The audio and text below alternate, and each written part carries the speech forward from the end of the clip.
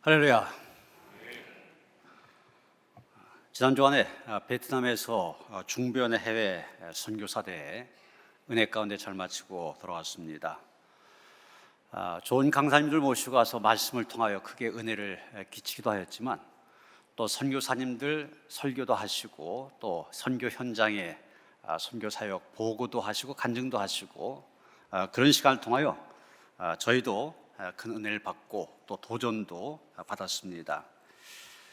한번 선교사회 그 회장님이 새벽에 설교하시면서 하나의 선교 사례를 말씀하셨는데, 그게 큰 감동이 되었습니다. 그래서 소개하려고 합니다.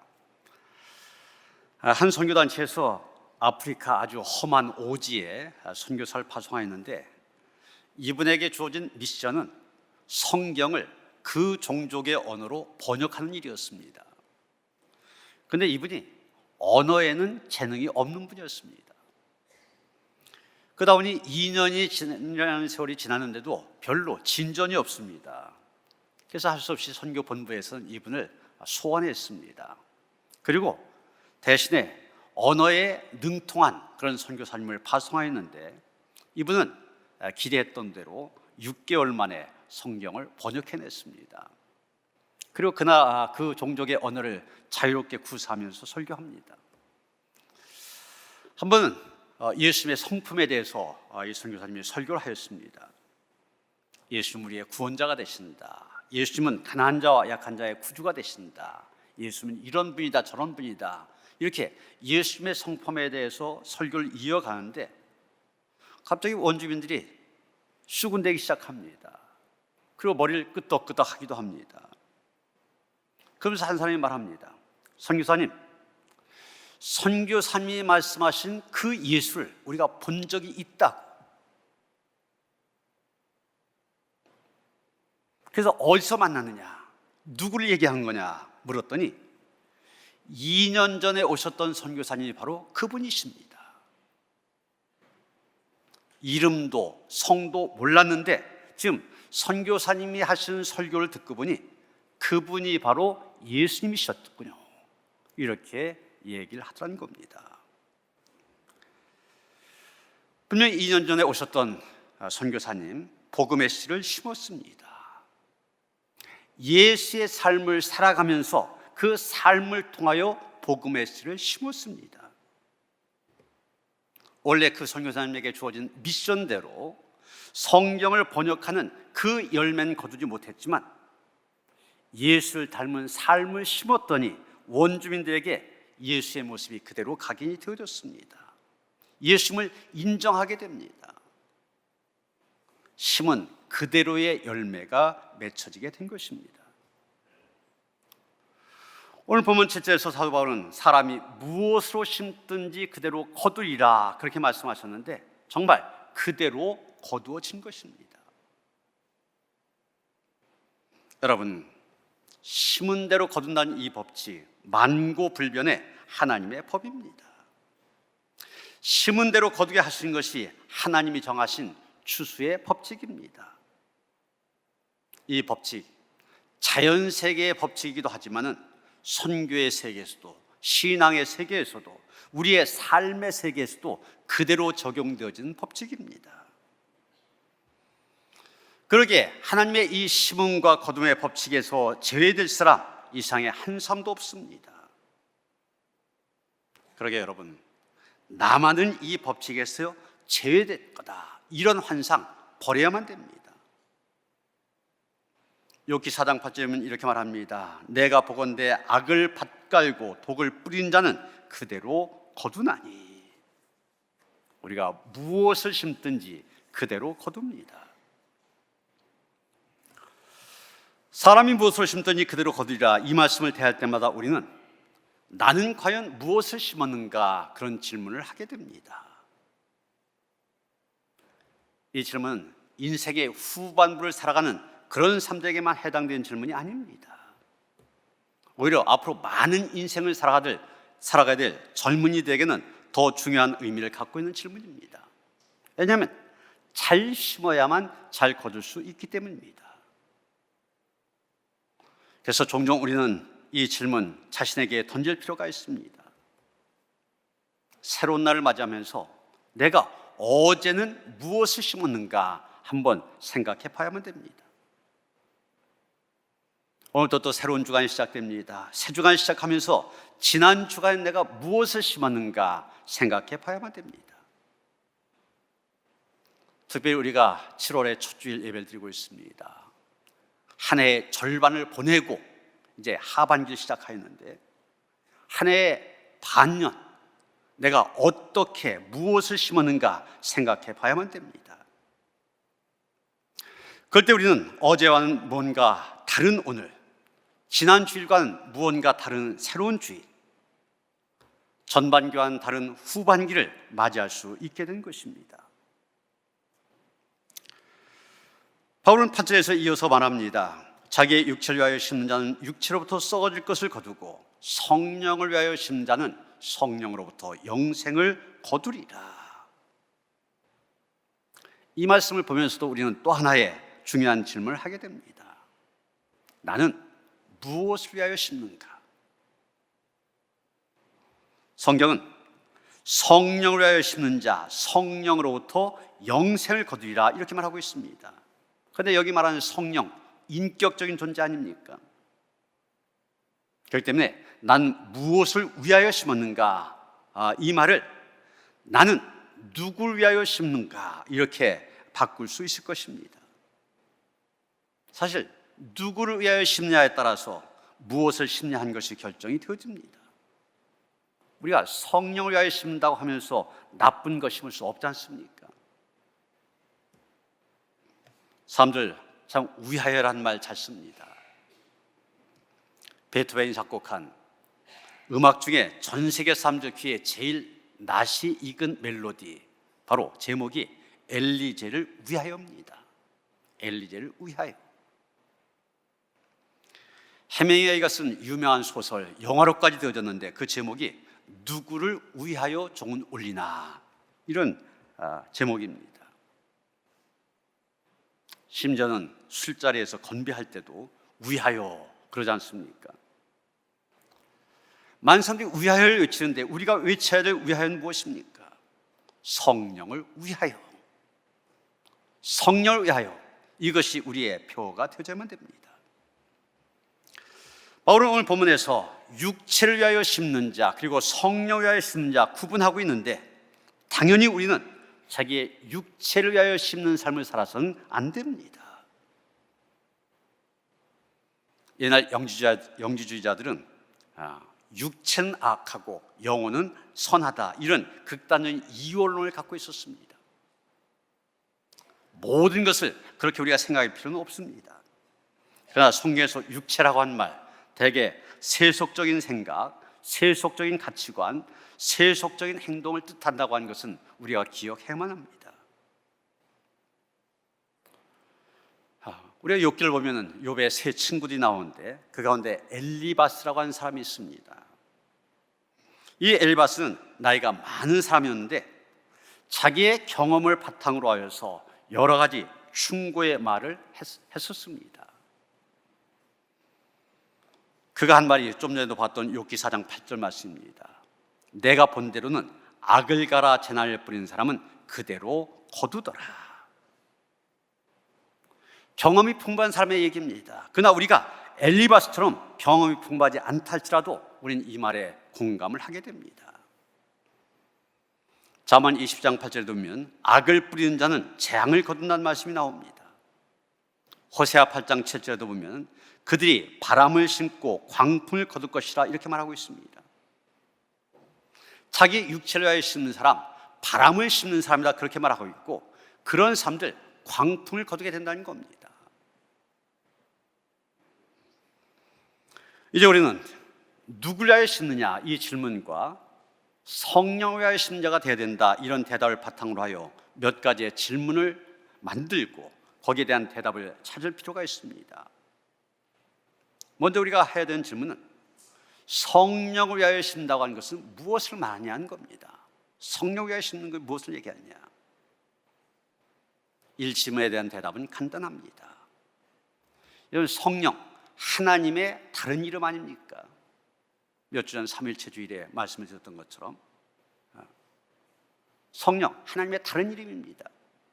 특별히 지금 우리와 함께 계신 하나님을 가리켜서 우리는 성령 하나님 그렇게 말합니다. 그러기에 성령을 위하여 심는다고 하는 것은 하나님이 원하시는 일을 하는 것을 말합니다. 하나님께서 기뻐하시는 것을 그대로 한 것을 말합니다. 말씀을 가르치는 것, 성령을 위하여 심는 것입니다. 선을 행한 것, 성령을 위하여 심는 것입니다. 특별히 전도한 것, 성령을 위하여 심는 것들 가운데 가장 좋은 것입니다. 오늘 우리가 마지막 찬송으로 찬송가 496장 새벽부터 우리 사랑으로서 저녁까지 씨를 뿌려봅시다, 이 찬송을 부를 건데, 이 제목이 바로 오늘 주제와 같습니다. 이 찬송가의 내용이. 그런데 이 작사자의 생애를 보면은 더욱 그것을 우리가 확실하게 깨닫게 됩니다. 이 찬송가를 작사한 분이 미국의 노을스 쇼라고 하는 그런 목사님이십니다. 쇼 목사님의 아버지는 농사를 지으면서 가죽을 손질하는 그런 일을 했었는데 믿음이 굉장히 좋았습니다. 좀 세상을 일찍 떠나시게 되는데 세상을 떠나며 아들에게 유언합니다. 너 어머니에게 효도를 다하고 하나님을 만날 준비를 해라. 이것을 마지막 유언으로 남겨놓고 자기가 아끼던 바이올린을 그에게 주었습니다. 이 쇼는 음악적인 재능이 대단히 많았습니다. 그래서 파티가 열리면 거기에 가서 아버지의 유물인 이 바이올린을 연주하여 많은 수입을 올리곤 하였습니다. 인기도 점점 높아가면서 수입도 더 많아집니다.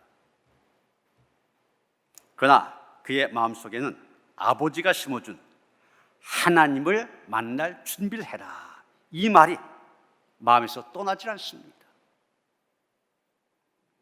18살 되던 해 어느 큰 파티에서 회심을 하고 그 다음 주일 세례를 받게 됩니다. 그리고 24살부터 설교자의 길을 걸었습니다. 사실 우리는 쇼 목사님 그러면 우리가 잘 아는 이 찬송가의 작사자로 알고 있지만 사실은 설교자로서 더 잘 알려진 그런 분입니다. 이분이 얼마나 설교를 잘했던지 이런 평가가 그에게 있었습니다. 쇼 목사님은 바울처럼 조리가 있었고, 베드로처럼 담대하였고, 요한처럼 상냥하였고, 셰익스피어처럼 모든 면이 자연스러웠고, 무디같이 꾸준했다. 여러분, 설교자로서 이 정도면 최고의 찬사 아닙니까? 그런 찬사를 받을 정도로 설교를 잘했습니다. 여러분, 아버지가 심어준 한마디의 유언이 한 능력 있는 설교자, 또 찬송가 작사자라는 그런 열매를 거두게 된 것입니다. 사실 우리 한국교회에 오랫동안 기복주의라고 하는 그런 신앙을 심었습니다. 이런 기복주의는 복받는 것을 중요하게 생각하는 것입니다. 여러분, 당연히 우리가 예수 믿으면 복받아야만 됩니다. 그런데 우리의 신앙생활에 있어 복이라고 하는 것은 우리를 신앙생활 잘하면 따라오는 것이 돼야 되지, 복만을 구하며 그것만을 원하면 그게 기복주의가 되어지고 잘못된 신앙이 되어집니다. 그래서 이 기복주의 신앙을 갖게 되면 쉽게 흔들립니다. 하나님이 축복하신다고 했는데 왜 내겐 축복을 안 해주시나? 그러다면 신앙에 있어서 멀어집니다. 무엇을 심어야 되는가? 그 다음 우리가 또 물어야 될 질문이 있습니다. 성령을 위하여 심을 때 어떤 일이 있게 되는가? 먼저 하나님께서 심을 것을 더 풍성하게 주십니다. 바울은 고린도후서 9장 10절에서 하나님에 대해서 이렇게 말하고 있습니다. 심는 자에게 씨와 먹을 양식을 주시는 분이시다. 그리고 이어서 말합니다. 그 하나님은 우리에게 심을 것을 주셔서 풍성하게 하시고 의의 열매를 더하신 분이다. 그렇게 하나님에 대해서 얘기하고 있습니다. 심을 것을 주시되 더 풍성하게 하시는 분. 이번 선교사대회에서 인도네시아 선교사님 한 분이 선교 보호 겸 간증을 하시는데, 인도네시아의 수도인 자카르타에서 2,300km 떨어진 말루주의 오지에서 선교하신 그런 분입니다. 이분은 평신도였습니다. 반도체를 만든 회사에서 21년 동안 직장 생활을 했던 분입니다. 21년 동안 자기 육체를 위해서 씨를 심었던 분입니다. 그러다가 선교지로 가라는 하나님의 말씀을 듣고 그것을 자기의 소명으로 받아들여 신학 공부를 한 다음에 54살이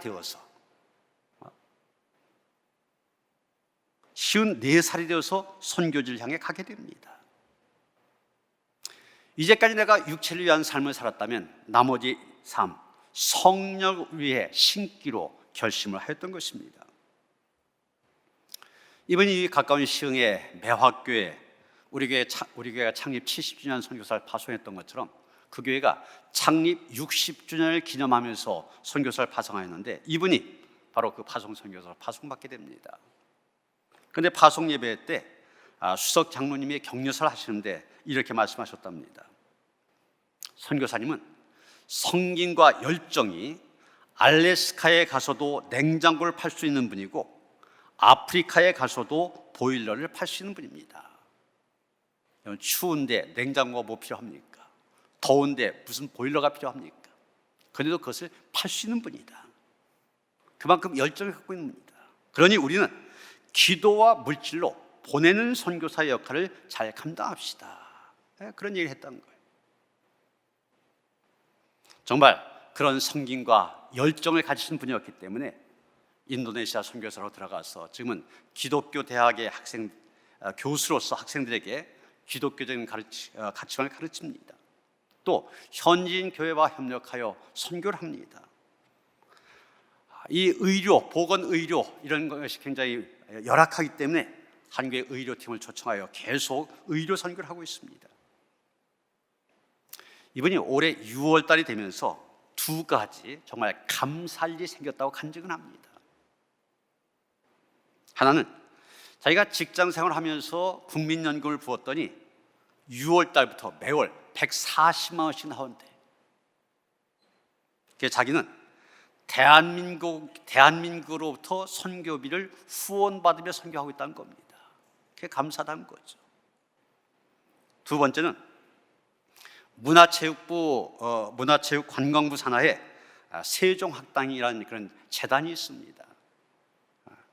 이건 이제 외국에 있는 외국인들에게 한국말을 가르친다든지 또 한국 문화를 보급하는 그런 일을 하는데 이렇게 재정적으로 지원하는 그런 재단입니다. 그래서 우리도 좀 지원해달라 올 초에 신청을 했대요. 그랬더니 얼마 전 6월 달에 거기에 선정이 되었다고 연락이 왔다는 겁니다.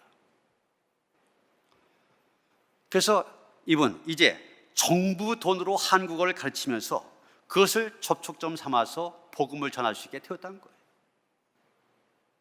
우리가 캄보디아에 지금 선교센터를 세워서 많은 예산을 들여서 지금 한국을 가르치면서 복음을 전하고 있지 않습니까? 이분 정부가 그 돈을 주어서 정부 돈을 가지고 그걸 하게 됐다는 거예요. 성령을 위하여 신기로 결심하고 그 일에 열정을 다하니 날마다 풍성하게 하시는 하나님을 경험하게 되었다. 그분의 간증입니다. 그 다음에 성령을 위하여 심을 때 우리는 하나님의 신실하심을 더 신뢰하게 됩니다. 왜 그렇습니까?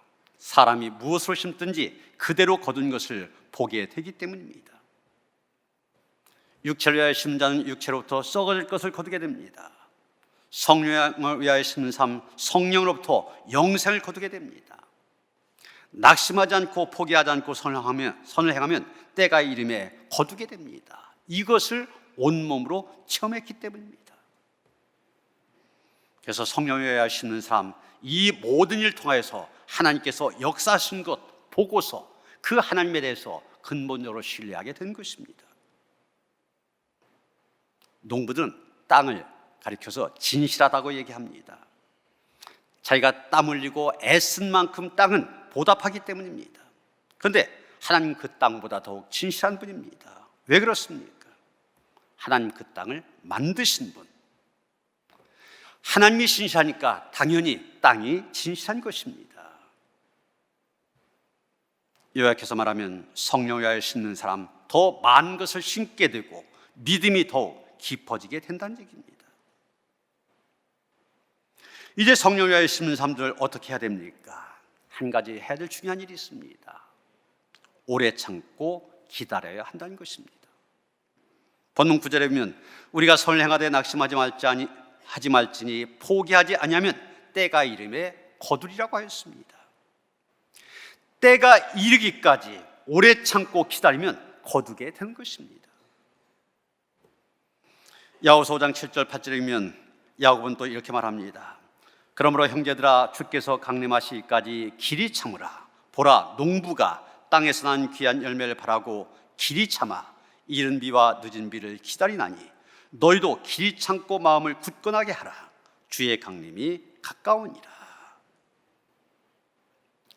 우리는 자기의 육체를 위하여 심지 않고 성령을 위하여 심은 사람, 대표적인 사람으로 요셉을 들 수 있을 것입니다.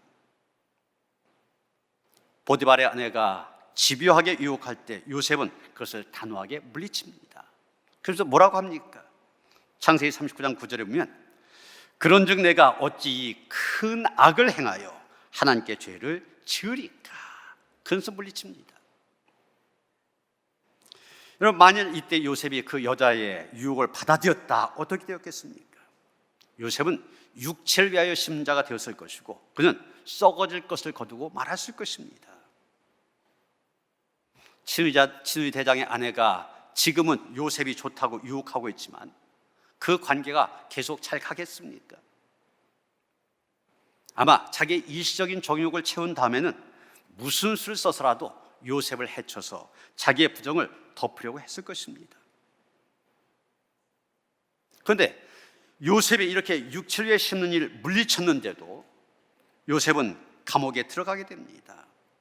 감옥에 들어가서도 오래 참고 고통을 참고 기다려야만 되었습니다. 감옥에서 술 맡은 광원장 꿈을 풀어준 다음에도 2년 이상 감옥살이를 해야만 했습니다. 그것을 참고 이겨냈을 때 그는 애굽의 총리가 될 수 있었고 굶주림에 시달리는 자기 동족들도 구해낼 수 있었던 것입니다. 성경에 나온 욥 역시 오랜 기간 고통을 겪으면서 그것을 이기고 하나님에 대한 절대적인 신뢰를 계속해서 심는 가운데 많은 것을 깨닫고 문제가 해결될 수 있었습니다. 무엇보다도 욥은 인내를 잘한 인물의 본보기가 되어서 욥의 인내란 말까지 생기게 됩니다. 좀 전에 읽어드린 야고보서 5장 7절 8절에 이어지는 10절 11절 말씀은 이렇게 되어 있습니다. 형제들아 주의 이름으로 말하는 선자들 고난과 오래 참음의 본으로 삼으라. 보라 인내한 자 우리가 복되다 하나니 너희가 욥의 인내를 들었고 주께서 주신 결말을 보았거니와 주는 가장 자비하시고 긍휼히 여기시는 이신이라. 여러분, 우리는 지금 당장 눈에 보이지 않는다고 잘못 씹어서는 안 됩니다. 선과 악, 그것에 대한 금방 보응이 없다고 하여서 하나님의 공의와 심판 보상이 없다고 부인하고 의심하거나 낙심하지 말아야만 됩니다. 좀 전에 소개해드린 찬송가 496장의 작사가 쇼 목사님, 이분에게 세 딸이 있었는데 이 세 딸이 하나같이 부모보다 먼저 세상을 떠났습니다. 쇼 목사님은 그 슬픔을 이기며 묵묵히 말씀 전파 사역에 헌신한 가운데 영감을 얻어서 이 유명한 찬송시를 쓰게 된 것입니다. 마지막으로 한 가지 더 볼 말씀 10절 말씀입니다. 바울은 그러므로 우리는 기에 있는 대로 모든 이에게 착한 일을 하되 더욱 믿음의 가정들에게 할지니라 이렇게 말하면서 성령을 위하여 심는 사례로서 모든 이에게 착한 일을 하는 것을 들고 있습니다. 그런데 기에 있는 대로 하라고 했습니다. 이 오해하기 쉬운 말입니다. 원어의 뜻을 보면 시간을 내어서 이런 뜻을 갖고 있습니다. 그러기에 이 말씀 우리에게 기회가 주어지면 선을 행하라 이런 뜻이 아니라 우리가 스스로 기회를 찾아서 선을 행하라, 적극적으로 선을 행하라는 그런 의미를 갖고 있습니다. 여러분, 기회를 찾아서 적극적으로 모든 이에게 착한 일을 하시기 바랍니다. 그렇게 되면 우리가 한 착한 일, 우리에게 복이 되어 돌아옵니다. 오늘 우리는 맥주 감사주일로 지키고 있습니다. 맥주, 보리 맥자를 써서 보리를 얘기하는데 보리나 밀을 추수하며 지키는 절기입니다. 보리를 심었더니 밀을 심었더니 심은 대로 거두게 하셨음을 감사한 절기입니다. 올해는 이 맥주 감사절을 지키면서 올 한 해 동안 누구를 위하여 심었는지, 성령을 위하여 얼마나 심었는지 돌아보는 그런 시간이 되어지길 바랍니다. 오늘 밤부터 시작되는 심령 부흥에 우리가 성령을 위하여 심을 수 있는 좋은 기회입니다. 혹여나 육체를 위하여 심으려고 계획했다면 그 계획 바꾸시길 바랍니다. 우리가 신앙생활하는 최종 목적이 무엇입니까? 영생을 얻기 위해서, 구원을 받기 위해서 아닙니까? 우리 모두가 성령을 위하여 심음으로 영생을 거두는 성도들의 복된 삶이 되어지시기를 주님의 이름으로 축원합니다. 하나님, 육체를 위하여 썩을 것을 심는 저희들 되지 말게 하시고 성령을 위하여 심음으로 영생을 거두는 성도들 되게 하여 주시옵소서. 그런 일에 힘쓰게 하시길 원합니다. 함께 하시옵소서. 예수 그리스도 이름 받들어 기도하여 싸움나이다. 아멘.